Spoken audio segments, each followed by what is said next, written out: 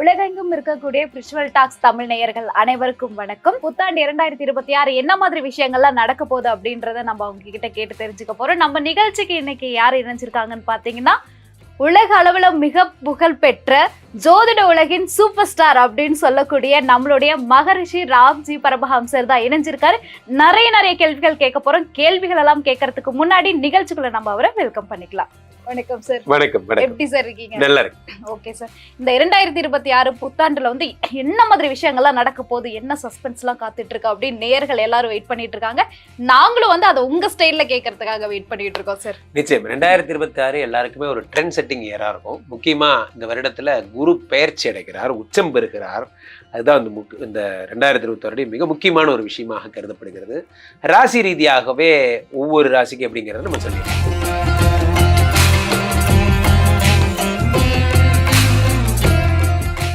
Ramji sir, இப்போ கன்னி ராசிக்காரங்களுக்கு வந்து இந்த வரப்போற புத்தாண்டு 2026 வந்து என்ன மாதிரி விஷயங்கள்லாம் சார் கொடுக்க போகுது?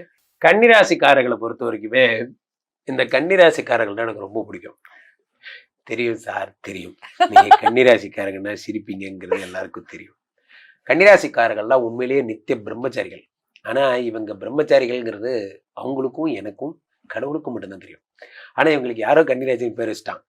ஸோ இந்த கன்னிராசிக்காரர்களுக்கு 2026 சூப்பரான விஷயம் என்னன்னா, 7ஆம் இடத்துல சனி பகவான். மின்னலே மின்னலே அது மாதிரிலாம் அப்படியே லவ்ஸ் தான். இது வரைக்கும் லவ் பண்ணாதவங்களுக்கு கூட இப்போதான் லவ் பண்ணுன்னு தோணும். நான் எங்கடா லவ் பண்ணிட்டு இருந்தேன், என் முன்னாடி நீங்களாம் லவ் பண்ணி என்ன வேறு உசுப்பேத்தி விட்டீங்களா அப்படிங்கிற மாதிரி லவ். 7ஆம் இடத்துல இருக்கக்கூடிய சனி பகவான் ஸ்ட்ரைட் ஆஃப் ஃபாரின். சனி கொடுத்தால் எவர் தடுப்பார். இவங்க கூடயே நான் பாரு, இந்த என் கம்பெனி மேனேஜர் தான் சுந்தரேசன் பேரு. இவங்க கூடயே சுத்திட்டு இவனை மாதிரியே கேரக்டர் எனக்கு மாறி போயிடுச்சு சார். இப்போதான் சார் நான் ஒரு முடிவு பண்ண சார். ஸ்ட்ரைட்டா ஆஸ்திரேலியா போறது, வெரி குட். அங்கேயே உட்காந்து ஒரு கடையை போடுறது, வெரி குட், அருமையான திட்டம். அந்த மாதிரி நீங்க வெளிநாடு போறது, முக்கியமா குளிர் பிரதேசங்கள் போறது, அமெரிக்கா மாதிரி, ஐரோப்பா மாதிரி சூப்பரா பண்ணுவீங்க. 7ஆம் இடத்து சனி பகவான் காதல் திருமணம். நான் கொஞ்ச நேரம் முன்னாடி தான் கடகத்துக்கு சொன்னேன், குருவுக்கும் காதலுக்கு சம்பந்தமே கிடையாது. ஆனா சனிக்கும் காதலுக்கும் எல்லா சம்பந்தமும் இருக்கு. அப்போ கன்னிராசிக்காரர்கள் 7ஆம் இடத்துல சனி வந்தபோது போய் லவ்வை மட்டும் சொல்லுங்க, கண்டிப்பா ஓகே ஆயிடும். அதே மாதிரி காதலின் மிகப்பெரிய வெற்றி என்ன சொல்றது, காதலி ஒத்துக்கிறது மிகப்பெரிய வெற்றிங்கிறத விட அதை வீட்டுல சம்மதிக்கிறது அதை விட பெரிய வெற்றி. அவங்க முன்னாடி வாழ்ந்து காட்டுறது அதை விட பெரிய ஏ செலக்ஷன் ரைட் அப்படிங்கிறது.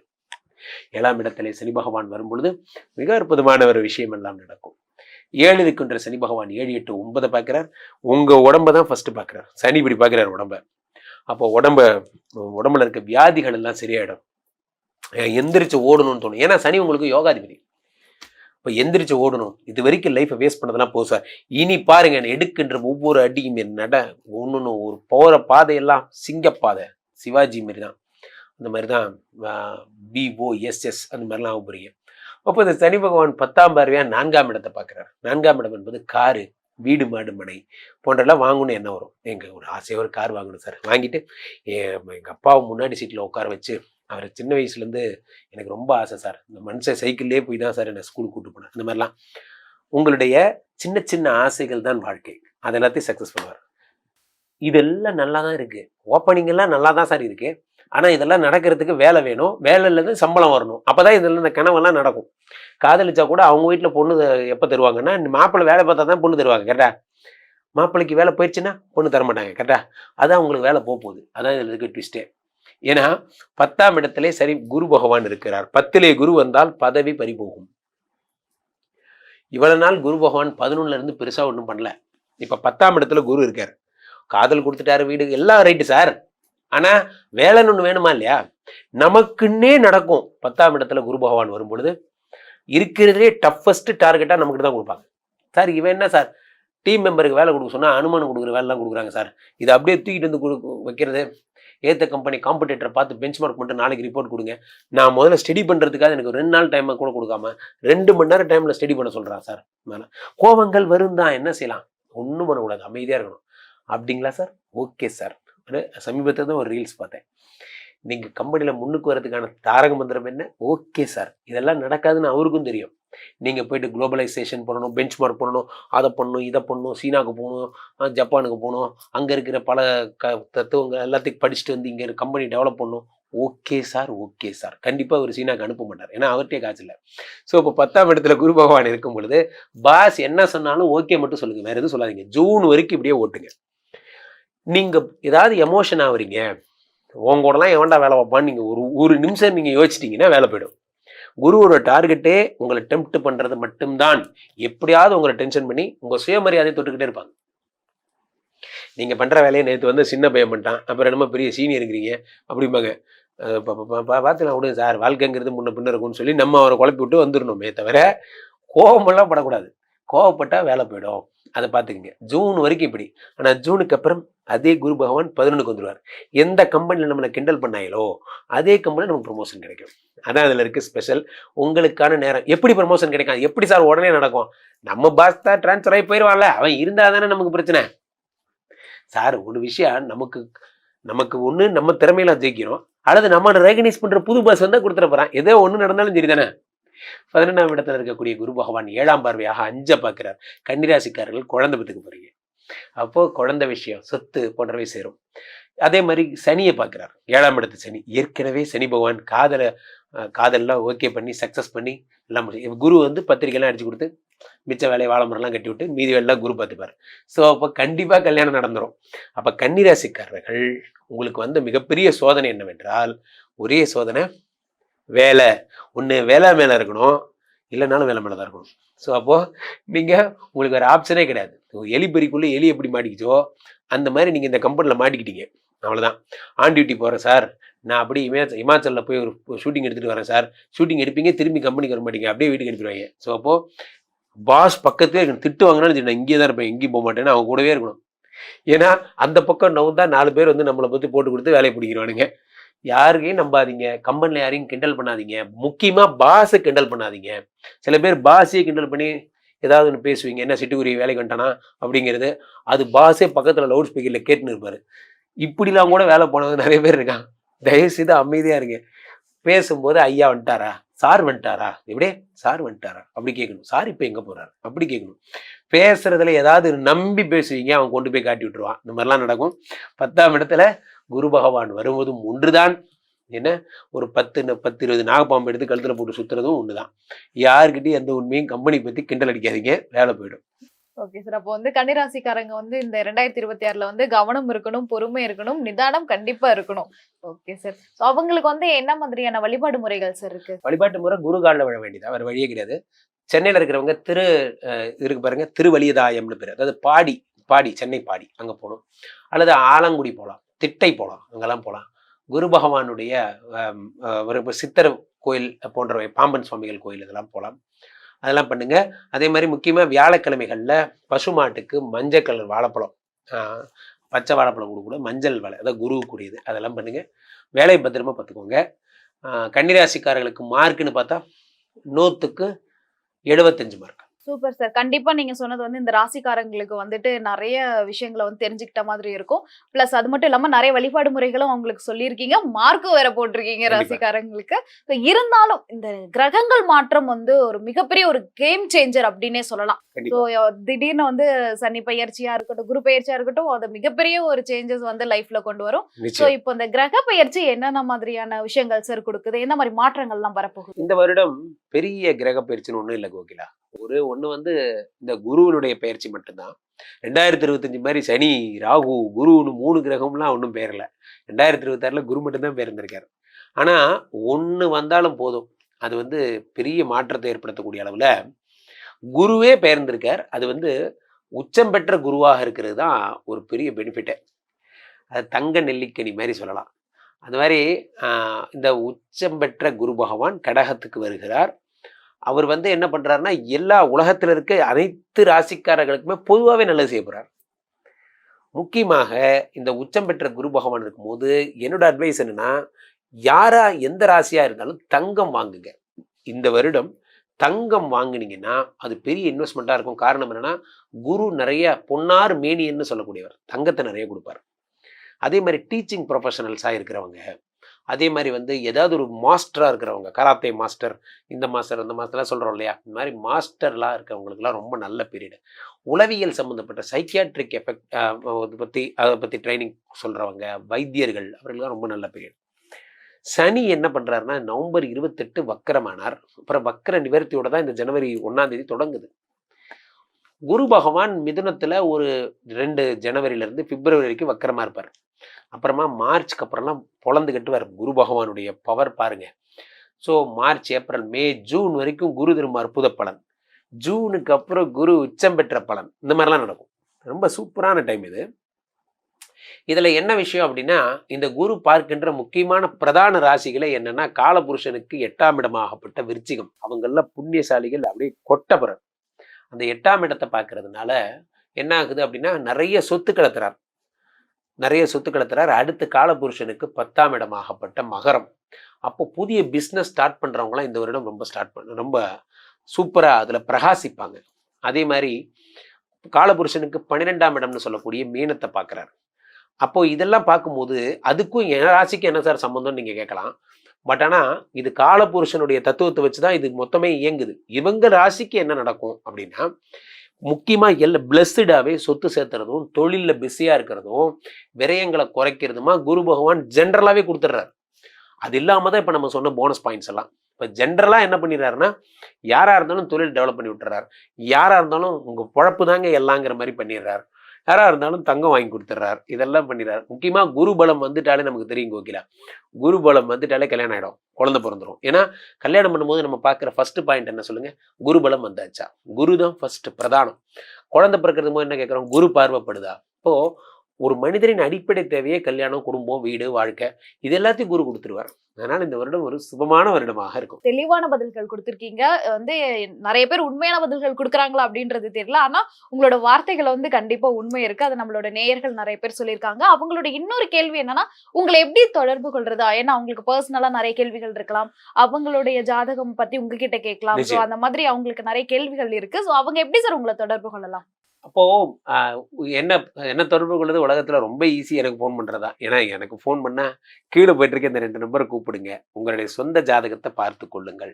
நம்மளை பொறுத்த வரைக்கும் இந்த உலக புகழ் வாய்ந்த இந்த விஸ்வரூப விஷ்ணு மாயா எழுந்திட்டு இருக்கக்கூடிய புனிதமான இந்த ஸ்ரீமடத்தில் தினசரி நடக்கின்ற வேள்விகளுக்கு வாங்க. என்னை சந்திச்சுட்டு அந்த வேள்விகள்லாம் கலந்து விஷ்ணுமாயா பூஜைகள்லாம் செஞ்சுக்கிட்டா சிறப்பு. இந்த கன்னி ராசிக்காரர்களுக்கு இந்த 2026 புத்தாண்டு பலன்கள் எந்த மாதிரியான மாற்றத்தை தரப்போகுது? கண்டிப்பா. அதாவது நம்ம கன்னி ராசிக்காரர்கள் பார்த்தீங்க அப்படின்னா புதனுடைய ஆதிபத்தியம் பெற்றவர்கள். இவங்களுடைய ரொம்ப சிறப்பான விஷயம் இந்த கன்னிராசிக்கு என்ன தெரியுமா, இந்த ஆண்டு 2026ஆம் ஆண்டு. இந்த 2026ஆம் ஆண்டு அந்த பிறக்கிற நேரம் இருக்குல்ல, ஆமாம், ஒரு குழந்தை பிறந்தா அது ஒரு லக்னத்தில் பிறக்கும், ஒரு நேரப்படி. அதுபடி இந்த 2026ஆம் ஆண்டு பிறக்கிற நேரமே கன்னி லக்னத்தில் தான் பிறக்குது. இவங்க ராசி தான் அந்த ஆண்டோட துவக்கமாகவே இருக்குது. ஆண்டு பிறப்பே இங்கே ராசியில் தான் நிகழுது. ஓகே, அதாவது இரவு 12 மணி அந்த ஜனவரி மாதம் துவங்குற அந்த முதல் நாள் அப்படின்றது கன்னி லக்னத்தில் தான் பிறக்குது. ஸோ கன்னி லக்னத்தில் ஒரு பிறப்பு நிகழ்வுன்றது ரொம்ப சிறப்பான ஒரு அம்சம். அது காரணங்கள் என்னன்னா, புதனோட வீடு, புதன் புத்திகாரகன், புதன் உச்சம் பெறக்கூடிய வீடு. ஸோ அப்படின்றபோது ஆட்டோமேட்டிக்காக இந்த கன்னி ராசிக்காரர்களுக்கு மிகப்பெரிய ஒரு வலு கூடிடும். புது வாழ்க்கை பிறந்த மாதிரி. என்ன சொல்றது, நிறைய இந்த பழைய கர்மாக்கள் எல்லாம் விலகி, கெட்டதெல்லாம் விலகி ஒரு புது பிறவி எடுக்கிற மாதிரின்னு வச்சுக்கோங்களேன். ஓகே, அந்த அளவுக்கு சிறப்பா இவங்களுக்கு இந்த ஆண்டு இருக்க போது, 2026ஆம் ஆண்டு இருக்க போது. இது லக்னத்துல பிறக்கிறதுனால மட்டும் கிடையாது. இந்த ஆண்டோட ராசியுமே முதல் நாளுமே பாத்தீங்கன்னா ரிஷபராசி. கன்னி ராசிக்கு பாக்கியஸ்தானம் தான் இந்த ஆண்டோட ராசியாவே அமைஞ்சிருக்கு. அதாவது அந்த ஆண்டு பிறக்கிற அந்த முதல் நாள் இருக்கு இல்லையா, அந்த ஜனவரி முதல் அந்த நாள், அந்த நொடி, அது ரிஷப ராசியில நிக்குது. ஸோ அந்த வகையில் லக்னம் மற்றும் ராசி ரெண்டும் ஒன்றுக்கு ஒன்று திரியோண நிலையில் வருது. சந்திரன் ரிஷப ராசியிலனா உச்ச பலத்தில் இருக்காரு. சந்திரன் நம்ம கன்னி ராசிக்கு யாருன்னு கேட்டிங்கன்னா லாபஸ்தான அதிபதி. அவர் 9ஆம் இடம் திரியோணத்தில் உச்சத்தில் இருக்காரு. கேட்க ஒன்றும் செம்ம யோகமான காலமாக தான் ரிஷபராசிக்காரர்களுக்கு கோச்சார் அடிப்படையில் காலம் இந்த 2026ஆம் ஆண்டு அமைய போகுது. புது பிறவின்னு சொல்லிட்டீங்க. உண்மைதான், புது பிறவி பிளஸ் யோகமான காலகட்டம். அது எந்த மாதிரியான யோகங்கள் கொட்ட போகுது உங்களுக்கு? யோகங்கள் பார்த்தீங்கன்னா உங்களுக்கு தெய்வ அருளால் கண்டிப்பாக கிடைக்க போகுது. 9ஆம் இடம்ன்றது பார்த்தீங்கன்னா ரொம்ப ஞானம், பக்தி இந்த மாதிரியான விஷயங்களை கொடுக்கக்கூடியது. ஓகே. ஸோ அங்கே வந்து சந்திரன் இருக்காரு அப்படின்னா ஜோதிட விதிப்படியே வந்து சந்திரன் 9ல் இருந்தால் அன்னை ஆதிசக்தியோட அருள் பெற்றவங்களா இருப்பாங்கன்னு அர்த்தம். ஸோ அந்த வகையில் இவங்களுக்கு 9ஆம் இடத்துல சந்திரன் இருக்கிறனால இந்த ஆண்டு துவங்குறதுனால கன்னிராசிக்காரர்களுக்கு தெய்வர்களால் அவங்க விரும்பக்கூடிய அனைத்து விஷயங்களும் கண்டிப்பான முறையில் விரும்பக்கூடிய, அதாவது ஒரு ஒரு வாழ்க்கை துணையாகட்டும், புதுசாக ஒரு தொழில் துவங்கணும்னு நினைக்கிறதாகட்டும், வீடு கட்டணும்னு நினைக்கிறதா, வண்டி வாங்கணும், இது எல்லாமே கண்டிப்பான முறையில் நடக்கும். அது போக இந்த ஆண்டு சில விஷயங்கள் இருக்குது. கன்னிராசிக்காரர்கள் கவனமாக இருக்க வேண்டிய இடம் வந்து பார்த்திங்கன்னா இந்த கடன் சார்ந்த விஷயங்களில் தான் கொஞ்சம் கவனமாக இருக்கணும். அதுவுமே பிற்பாதியில் ஆண்டோட இந்த ஜூலைக்கு அப்புறம் வந்து ரொம்ப அதுவுமே கொஞ்சம் செட்டில் ஆயிரும், பயப்பட வேண்டியது இருக்காது. ஸோ அந்த வகையில் வந்து இந்த ஆரம்ப காலங்களில் கொஞ்சம் கடன் சார்ந்த சில சங்கடங்கள் இருந்துகிட்டு இருக்கும். அது நான் எப்படி சொல்கிறேன்னா அது வளர்ச்சிக்கான கடனாக தான் இருக்கும், உங்களை வீழ்ச்சிக்கு கொண்டு போகிற கடனாக இருக்காது. கடன் இருக்கக்கூடிய கன்னிராசிக்காரர்கள் கடன் தொல்லையும் தீரும், பயப்பட வேணாம். ஆமாம், கடன் தொல்லை தீரும், கண்டிப்பாக தீரும். ஓகே. காரணத்தையும் நான் சொல்லிடுறேன். கடனை குறிக்கக்கூடிய கிரகமாக வரக்கூடியது செவ்வாயும் கேதுவும் தான். இதில் கேது வந்து கன்னிராசிக்கு 12ஆம் இடத்துல இருக்காரு. அதனால கேது வந்து சுபகிரகம் தான். நிழல் கிரகங்களில் ராகு மற்றும் கேதுல வந்து கேது வந்து பராசர் முதல்ல ஏனைய சித்தநாதர்கள் எல்லாருமே வந்து சுபகிரகமாக தான் சொல்கிறாங்க. அந்த வகையில் கேது 12ல் இருக்கிறனால நம்மளுக்கான இந்த கடன் சம்மந்தப்பட்ட விஷயங்களில் நம்மளுடைய விரயங்கள் போய் கடன் தீரும். அதுக்கு அடுத்தது செவ்வாய் வந்து மாத கிரகம். நம்ம ஆண்டு துவக்கத்தில் ஒரு ஸ்தானத்தில் இருக்கு, தனுசுல இருக்கும். அதுக்கு அடுத்ததாக வந்து மகரம் வரும், இப்படி கடந்து வரும். இது வந்து எப்போன்னா ஜூன் மாதம் கிட்டத்தட்ட செவ்வாய் வந்து 6ஆம் இடம், ராசிக்கு 6ஆம் இடமான கடனை குறிக்கக்கூடிய ஸ்தானத்துக்கு வரும். அந்த மாதத்தை ஒட்டி கொஞ்சம் நெருக்கடிகள் இருக்கும் ஜூன் மாதத்தில் மட்டும், ஜூன் ஜூலையில். அதுக்கப்புறம் வந்து எதை பற்றியுமே கவலைப்பட வேணாம், எல்லாமே யோக காலம் தான். அவங்களுக்கு ஆண்டு தூக்கம் ரொம்ப சிறப்பாக இருக்கிறதுனால, தூக்கம் சரியாக இருந்தால் எல்லாமே சரியாக இருக்கும். அதனால் எதை பற்றியுமே கடனை பற்றியுமே கவலைப்பட வேணாம், தைரியமாக இருக்கலாம். ஒரு எச்சரிக்கைக்காக சொன்னது தான் அந்த வார்த்தை. Okay sir. இவங்களுக்கு பராசக்தியுடைய அருள் சொல்லிட்டீங்க. ஆமாம். ஸோ இவங்க பராசக்தி அன்னையே வணங்கினா நல்லா இருக்குமா, வேற என்ன மாதிரியான வழிபாடு? கண்டிப்பாக நல்லா இருக்கும். 9ல் சந்திரன் அப்படின்னாலே வந்து கண்டிப்பான முறையில் வந்து ஆதிசக்தி, இந்த உக்ரமான பெண் தெய்வங்கள், நம்ம இந்த பத்ரகாளி அம்மன், வீரகாளி அம்மன், மகாகாளி அம்மன், இப்படியெல்லாம் இருக்காங்க இல்லையா, இவங்கள யாராவது ஒருத்தர் எடுத்துக்கலாம். சப்த கன்னியர்கள் வழிபாடு பண்ணலாம், வாராகி, கௌமாரி, இந்த மாதிரிலாம் கும்பிடலாம். இதெல்லாம் வந்து ரொம்ப நல்ல பலனாக கொடுக்கும். கௌமாரி வழிபாடு ரொம்ப நல்லாயிருக்கும் என்று கன்னிராசிக்காரர்கள்ட்ட நம்ம சொல்லலாம். எப்பயுமே, இன்றைக்கின்னு இல்லை, எப்பயுமே கௌமாரி வழிபாடு பண்ணுறது நல்லது. ஏன்னா கௌமாரி வந்து முருகனுடைய பெண் அம்சம். அதனால் சிறப்பான நல்ல முருகனோட அருள்ன்றது வந்து ஆரோக்கியம், கடன் சார்ந்த விஷயங்கள், பிரச்சனைகள், எதிரி தொல்லைகள், இது எல்லாத்தையும் போக்கக்கூடியது, தைரியத்தையும் தன்னம்பிக்கையும் ஆரோக்கியத்தையும் மேம்படுத்தக்கூடியது. அதனால் வந்து கௌமாரியை வழிபாடு பண்ணுறது இந்த குறிப்பிட்ட காலகட்டத்தில் 2026ஆம் ஆண்டில் கன்னிராசிக்காரர்களுக்கு நல்ல பலனை கொடுக்கும். எல்லா பலன்களும் சிறப்பாக சொன்னீங்க.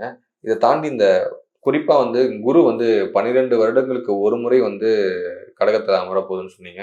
அதை தாண்டி சனியுடைய வக்ர பயிற்சி, சனியுடைய வாக்கிய கணித அடிப்படையில பயிற்சி இருக்கு அப்படின்னீங்க.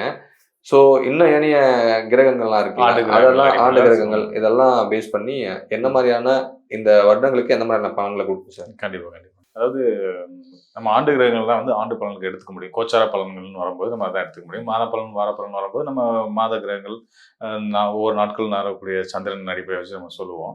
ஸோ இங்கே ஆண்டு பலன் அப்படின்னு வர்றதுனால இந்த ஆண்டு ஆளக்கூடிய நபர்களா யாரு, கிரகங்களா யாரு சார்? ஒரு நிமிஷம் சார், இதுக்கு எதுக்கு நான் அதை கேட்டேன்னா, ஏற்கனவே வந்து குருவுடைய பயிற்சி இயர்லி ஒன்ஸ் இருக்கு, சனியுடைய பயிற்சி 2.5 வருடத்துக்கு ஒரு முறை தான். ஆனா ஏற்கனவே இந்த வருடம் 2025ல சனியுடைய பயிற்சியை பார்த்துட்டு இருப்பாங்க. அது வந்துட்டு என்ன பஞ்சாங்கம் அடிப்படையில?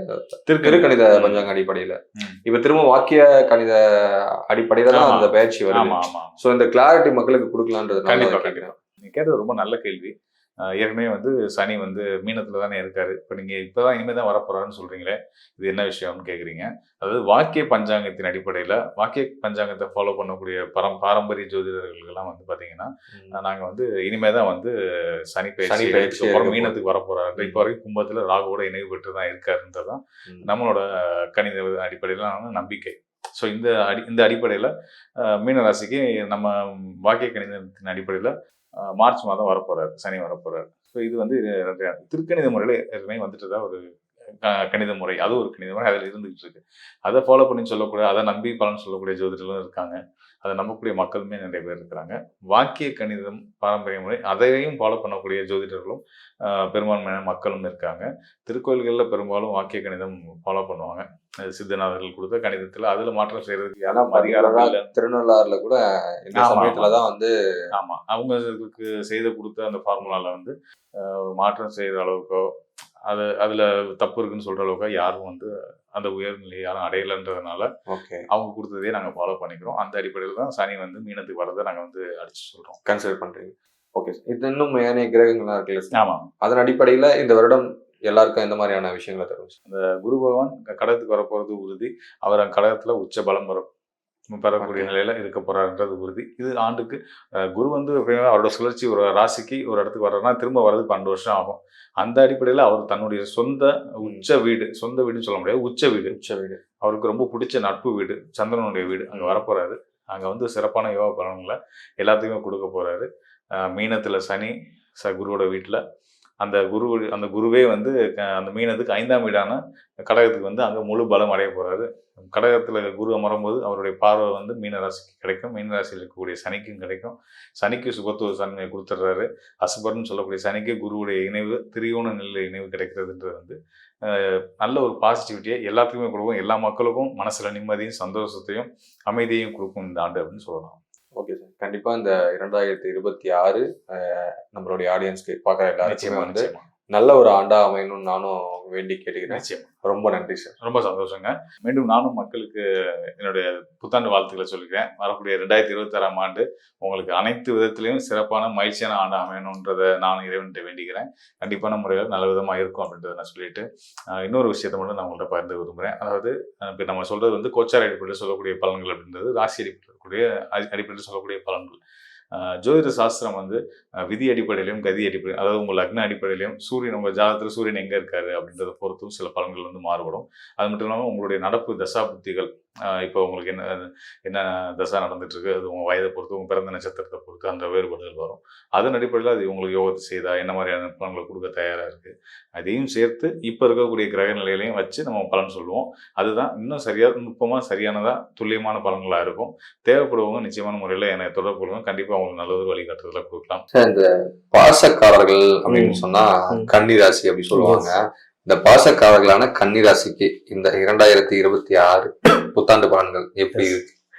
அந்த சிம்பலுக்கு ஏற்ற மாதிரியே அவன் கையில இந்த கதிரும் இருக்கும், அது அறுக்கிற இதுவும் இருக்கும், வெட்டுறதும் இருக்கும்.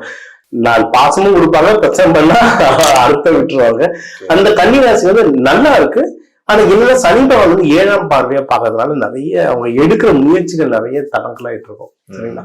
ஆனா கவலைப்படுறதுக்கு இல்லை. இந்த குரு பயிற்சியெல்லாம் நிறைய மாதல் வருது. என்னென்னது இப்ப வரிசையா சொல்றேன். ஃபர்ஸ்ட் வந்து கையில காசு தங்கும். கையில வந்து கஷ்டம் இருந்தாலும் கையில காசு தங்கும், குடும்பத்துல சந்தோஷம் இருக்கும். ஸோ நம்ம கையில காசு தங்குது, குடும்பத்துல சந்தோஷம் இருந்தாலும் நம்ம ஓரளவுக்கு திடகாத்தமா தருவோம். ஸோ அது ஒண்ணு. முயற்சி ஸ்தானமும் ரொம்ப நல்லா இருக்கும். அவங்க எடுக்கிற முயற்சிகள் ஜெயிப்பாங்க.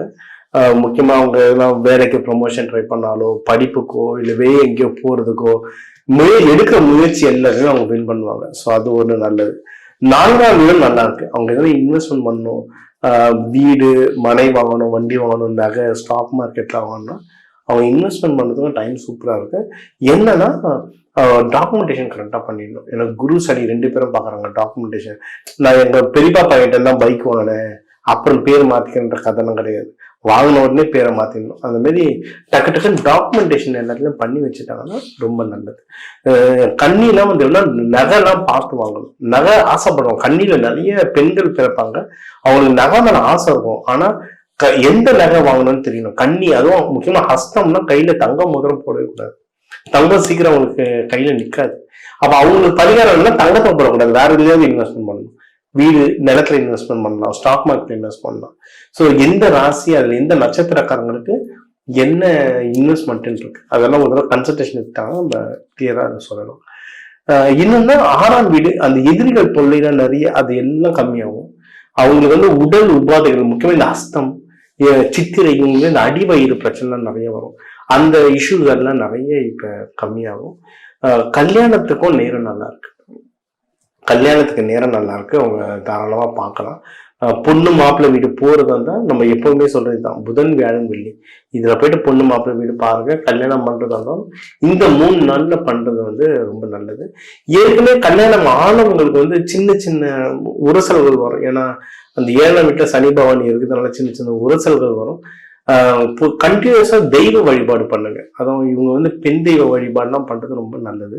வீடியோ ஃபுல்லா பார்க்கும்போது நம்ம கடைசியில என்னென்ன தெய்வங்களும் நம்ம அதை சொல்லலாம். 8ஆம் வீடு நல்லா இருக்கு. கடன் கொடுக்கறது, கடன் ஏதோ ஒரு பிரச்சனை, இப்ப நல்ல இன்வெஸ்ட்மெண்ட் பண்ண ஆப்பர்ச்சுனிட்டி இருக்கு, அதெல்லாம் கடன் எடுக்கிறாங்க, தேவைப்படுதுன்னா கடன் நிறைய கிடைக்கும், இஎம்ஐ எல்லாம் கிடைக்கும். எவ்வளவு தேவையோ அதுக்கு அளவா வாங்கிட்டாங்கன்னா அவங்க லைஃப் ஸ்மூத்தா போகும். குருமார்களை போய் பார்க்கறது ரொம்ப நல்லது. அவங்களுடைய டீச்சர்ஸ், ஃப்ரெண்ட், ஆஃபீஸில் நம்ம சீனியர் அண்ணா அக்காலாம் நிறைய அட்வைஸ் பண்ணுவாங்க. அந்த மாதிரி குருமார்களை போய் பார்த்துட்டு வர்றது ரொம்ப ரொம்ப நல்லது தரும். அண்ட் இவங்க 10ஆம் வீடும் ரொம்ப நல்லா இருக்கு. வேலையில ப்ரமோஷன், வேலையில நல்ல விஷயத்துக்காக டிரான்ஸ்ஃபர், வேலையில புது புது ப்ராஜெக்ட்ஸ் கிடைக்கிறது எல்லாம் நல்லா இருக்கும். கரெக்டா வரும்போது கரெக்டா அதை எடுத்து அவங்க ப்ராசஸ் பண்ணாலே அவங்க வந்து ஜெயிச்சிடலாம். இவங்களுக்கு வந்து 11ஆம் வீடும் நல்லா இருக்கு. அது அவங்க ஏற்கனவே இன்வெஸ்ட்மெண்ட் பண்ணியிருந்தாங்கன்னா அதுல ப்ராஃபிட்லாம் வர்றதுக்கு நிறைய நல்ல விஷயங்கள் இருக்கு. அதை எடுத்து சரியான விஷயத்த இன்வெஸ்ட்மெண்ட் பண்ணிட்டா ஜெயிச்சிடலாம். என்னன்னா இவங்களுக்கு வந்து தூக்கம்லாம் ரொம்ப டிஸ்டர்ப் ஆகும். ஏன்னா 12ல சனி இருக்காரு, கேது இருக்காரு, அதனால தூக்கம் ரொம்ப டிஸ்டர்ப் ஆகும். ஒரு அருகம்பில்ல தலைக்காணி கீழே வச்சுட்டு படுத்துட்டா நல்லது. எங்க போறாங்களோ அவங்க ஒரு பேக்லயோ பாக்கெட்லயோ ஒரு அருகம்பில் வச்சுட்டாங்கன்னா ரொம்ப நல்லது. அந்த தூக்கம், அந்த பிரச்சனைகள் எல்லாமே போகும். சரி, ஓவராலா நல்லா இருக்குங்க. அதுவும் முக்கியமா குடும்பஸ்தானம், பல விஷயம், ஆஃபீஸ் சம்பந்தமான விஷயம், இது எல்லாமே நல்லா இருக்கு. ஜஸ்ட் இவங்க பண்ற செலவை மட்டும் அவங்க பார்த்து சிக்கனமா பண்ணாங்கன்னா எல்லா பிரச்சனைகள்ல இருந்தும் அவங்க வந்து தாராளமா வெளியே வந்துடலாம். முக்கியமா இந்த வருஷம் வந்து அந்த குழந்தை பேருக்கு ரொம்ப நல்லா இருக்கு. குழந்தை பேருக்கு நல்லா இருக்கு. கண்ணில நிறைய பேர் லவ் பண்ணுவாங்க. அட்லீஸ்ட் லவ்வாவது ட்ரையாவது பண்ணுவாங்க. அவங்க லவ் செட் ஆகிறதுக்கும் ரொம்ப நல்ல வாய்ப்பு இருக்கு. ஏற்கனவே லவ் பண்றவங்களுக்கு கல்யாணத்துக்கு மாத்துறதுக்கும் ரொம்ப நல்ல வாய்ப்பு இருக்கு.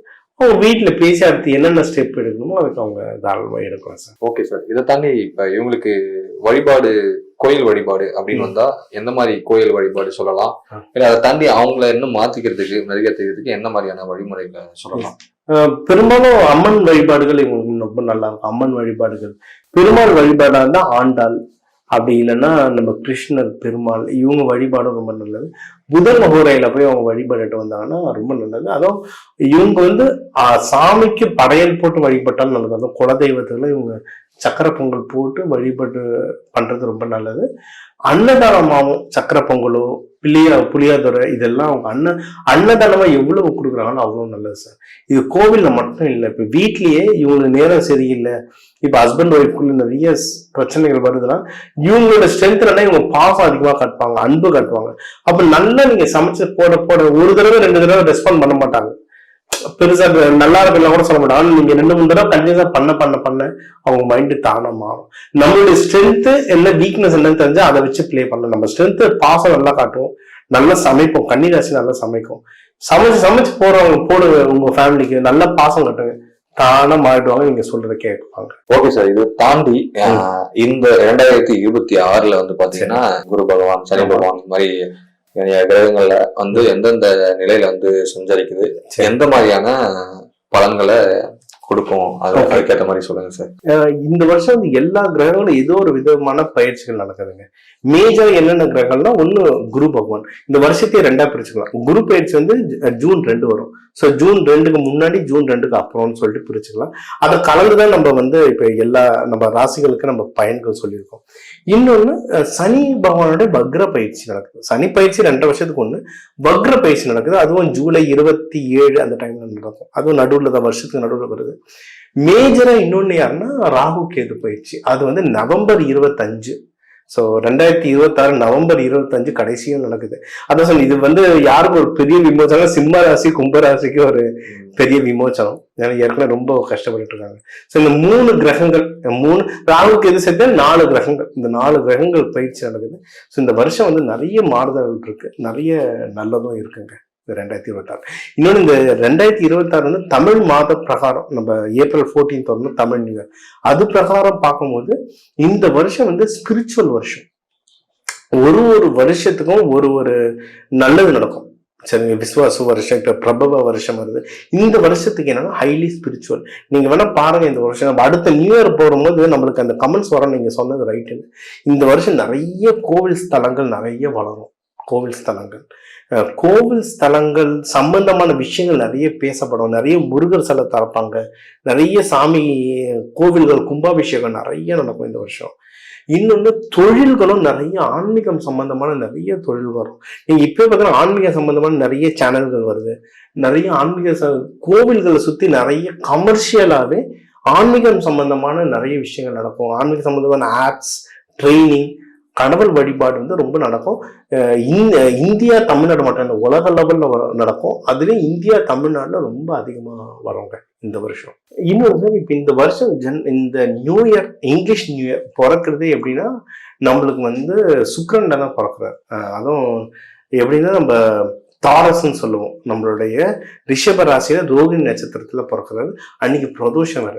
ஸோ ரிஷபன்றது சுக்கிரன், ரோகிணின்றது பெருமாள் சந்திரன், இவர் பிரதோஷம் வந்து சிவபெருமான். ஸோ எல்லா மேஜர் கடவுள்களுமே இருக்காங்க. ஸோ இந்த நியூ இயர் பிறக்கிறதே எப்படின்னா ரொம்ப நல்ல ராசியில, ரொம்ப நல்ல நாள் கிழமையில தான் பிறக்குது. ஸோ இந்த வருஷம் வந்து ரொம்ப நல்லா இருக்கும். நம்ம முன்னாடியே சொன்ன மாதிரி இது வந்து ஆன்மீக வருஷம்.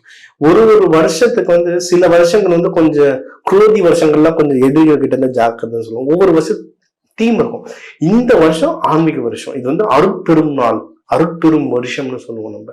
அதாவது தெய்வ வழிபாடை நீங்க எவ்வளவு பிடிச்சுக்கிறீங்களோ அவ்வளவு இந்த வருஷம் முன்னேறுவீங்க. ஜென்ரலா நம்ம ஜோதிடத்திலேயே நம்ம தெய்வத்தை பிடிச்சுப்போம்னு சொல்லுவோம். ஆனா இந்த வருஷம் வந்து தெய்வத்துக்காகவே வர வருஷம். இந்த வருஷம் வந்து சாமியை பத்தி அவ்வளவு அப்டேட்ஸ் வரும் பாருங்க. ஸோ இந்த வருஷத்துக்கு நீங்க தெய்வத்தை, உங்க இஷ்ட தெய்வம் இல்லைன்னா உங்க ராசி நட்சத்திரத்துக்கு, நம்ம தனாகர்ஷண பயிற்சியெல்லாம் அதான் சொல்லுவோம், உங்க இஷ்ட தெய்வம் ஒண்ணு, ஆனா உங்க ராசி நட்சத்திரத்துக்கு என்ன தெய்வம்ன்றதை நீங்க அதை பிடிச்சுக்கிட்டீங்கன்னா 3 தெய்வம் பிடிக்கணும் சார். ஃபர்ஸ்ட் குல தெய்வம், அடுத்து உங்க ராசி நட்சத்திரம் லக்னம், அதுக்கேற்ற தெய்வம், அப்புறம் உங்க இஷ்ட தெய்வம். இந்த 3 தெய்வத்தை நீங்க பிடிச்சிட்டீங்கன்னாவே லைஃப் டைம் செட்டில்மெண்ட், எப்படியும் உங்களை காப்பாத்திட்டு வந்துடுவாங்க. ஸோ இந்த 2026 வந்து பொதுவாகவே எல்லாருக்குமே ஒரு ரொம்ப சூப்பரான வருஷமா இருக்கு. தெய்வ வழிபாடு கையில வச்சுக்கோங்க சார். ஓகே சார், இந்த 2026 புத்தாண்டு பலன்களை மிக சிறப்பா எல்லாருக்கும் சொன்னீங்க. கண்டிப்பா நம்ம நேயர்களுக்கு ரொம்பவே பயனுள்ளதா இருக்கும். ரொம்ப நன்றி சார். ரொம்ப நன்றி சார். நம்ம நேயர்கள் எல்லாருக்குமே 2026 புத்தாண்டு வாழ்த்துக்கள். வாழ்க வளமுடன்.